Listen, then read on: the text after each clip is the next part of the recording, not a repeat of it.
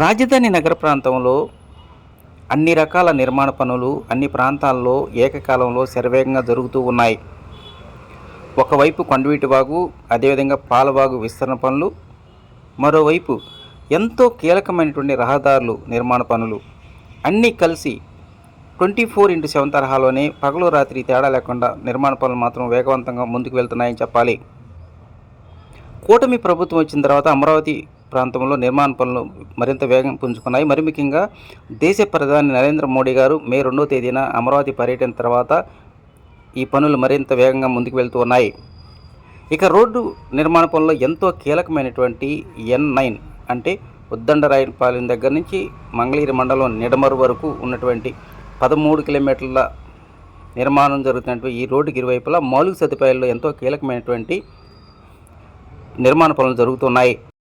నీరికొండ SRM యూనివర్సిటీకి తూర్పు వైపు నుంచి వెళ్తున్నటువంటి ఈ N9 రోడ్డుకి ఇరువైపులా భారీ సెగ్మెంట్ నిర్మాణ పనులు చేపట్టారు. అదేవిధంగా ఈ SRM యూనివర్సిటీకి దక్షిణ వైపు నుంచి ఎర్రబాలెం వరకు నిర్మాణ పనులు జరుగుతున్నటువంటి E12 రోడ్డు మార్గానికి ఇరువైపులా కూడా యుటిలిటీ వర్క్స్ అంటే drinking water, cable, gas, power connection సంబంధించినటువంటి అండర్ డ్రైనేజ్ వర్క్ నిర్మాణ పనులు వేగంగా జరుగుతున్నాయి.